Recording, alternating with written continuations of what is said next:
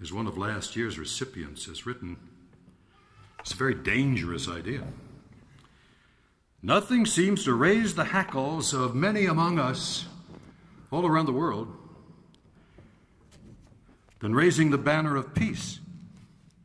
It causes reactions of varying degrees of violence, doesn't it? In the home, in the schoolyard, at work, in the halls of power, on the highway, even, God help us, in the church, synagogue, mosque. Pursue the path of peace and you're liable to get your nose bloodied. Peacemakers have been called everything. Do-gooders, patsies, starry-eyed dreamers, cowards, traitors, gullible, naive, wimps. And the truth is, in my experience, and it's long, the peacemakers among us are the bravest and the strongest. And unfortunately, the greater the peacemaker, the more at risk he or she is. Too often over the years, they have found themselves at the barricade, naked and alone. A man among us has written about this extensively. We met him last year, if you were here. And it's my pleasure to welcome last year's winner of the Dayton Literary Peace Prize for Nonfiction. He won the award for his work, Nonviolence, 25 Lessons from the History of a Dangerous Idea. This courageous book continues to challenge us all to use our imaginations, our creativity, our hope for a better world in the search for nonviolent solutions to the problems that we face. He began his career as a foreign correspondent. So did I. I was reporting in Kentucky.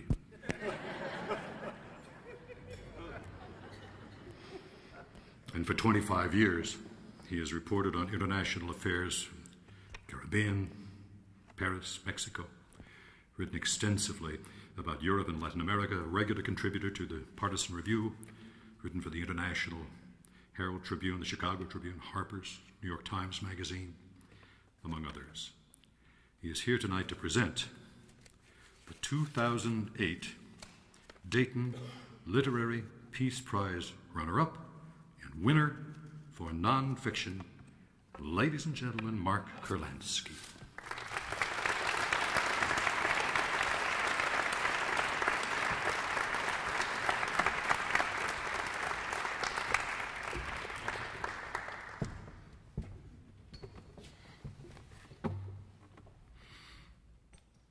Shalom. The most beautiful word in my culture. You know, tomorrow night is the beginning of the Jewish New Year. And it is the practice of the Jewish New Year that you ask forgiveness of the people you have wronged. So you always think about around now. Among the people I feel I should ask forgiveness of is the people of Iraq, because I have failed, you have failed, we have all failed to stop this. You know, I stood here at this exact spot almost exactly a year ago, and I talked about this. Because, you know, it's great to get together and talk about peace and share and do miracles. You know, this was all put together without any electricity in Dayton. I don't know how it was done. But we all get together and we talk about peace, the beautiful word. But peace doesn't mean anything unless we try to stop war. And when I was talking about it, last year, I was talking about this feeling that was around, that there wasn't very much we could do about it. Well, you know what? You can do something about it in a few weeks with a little tap on a screen. And the whole world is waiting to see what you do.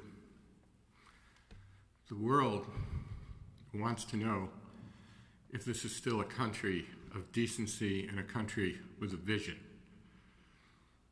or if this has become a country of buffoonery, if the great American ideas of democracy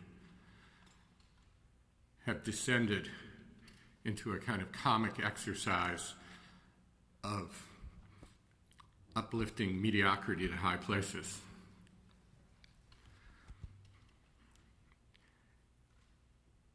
You know, we don't get away with it.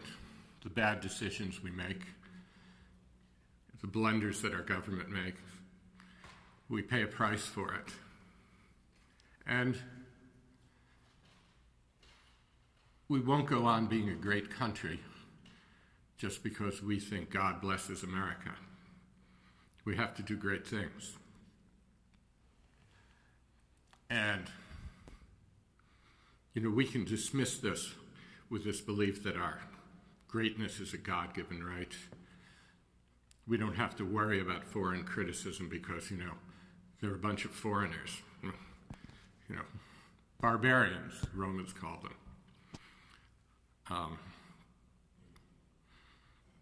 Cullen Murphy has put together a very intelligent and insightful and thought-provoking book, The Qualities That in an American Election Year are Called Elitism.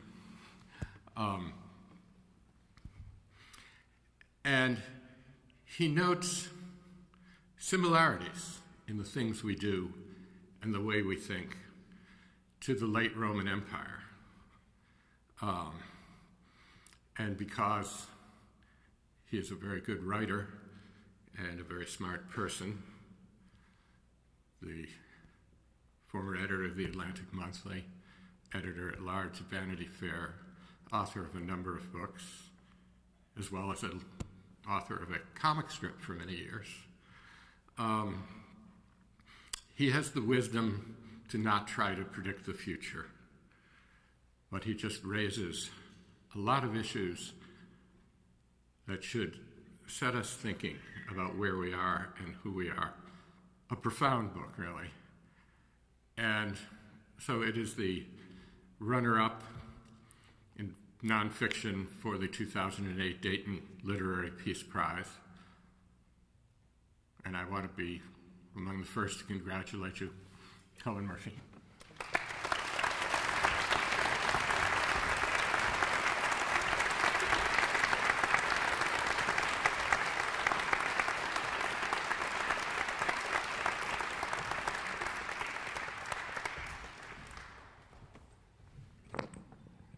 Thank you very much, Mark, for those kind words, the ones that preceded the ones that you spoke about me. And thanks very much to the judges for this honor. I'm grateful for it, and I can't tell you how honored I am to be among the distinguished company of authors here, and to be back in Dayton, which was the scene of some research I did on an earlier book. Dayton actually figures in Are We Rome? There's a moment that I'm trying to explain something about the uses of military power in a way that don't involve fighting. And there's a moment when the Emperor Hadrian has to have a parley with a number of foreigners, barbarians. And before they sit down for their meeting, he takes a troop of cavalry in full armor, and he sends them across the Danube. They swim in formation across the Danube, and then they swim back, and they dismount. And then the Emperor Hadrian says, "Now let's talk." And it reminded me of that moment which this award celebrates, when Richard Holbrooke sat Slobodan Milosevic underneath a U.S. cruise missile. And Milosevic had this above him, as he pondered what his next move would be. My book isn't really about military power. It's about the other things that make a country strong or not strong, healthy or not healthy. The Roman historian Livy said that a society is powerful when its members rejoice in it. And my book is a way of trying to use the Roman lens to look at American society. Do we rejoice in the society we have? Are we healthy or not healthy? How does the example of a distant culture help us to see our own? And I think of the remark of a very well-known historian of Rome named Ramsay MacMullen, who talks about how the last 3 centuries of the Roman Empire can be summed up by 3 words: fewer have more. And is this a lens on our own society? It's easy to become pessimistic. I don't happen to be, because there is a big difference between Rome and America. Rome was a very complacent place, and America is not a very complacent place at its best. It's a place where parents care about the next generation. It's a place where people ask hard questions. It's a place where we try to make self-improvement something that's at the core of our being. It used to say the Dayton Literary Peace Prize.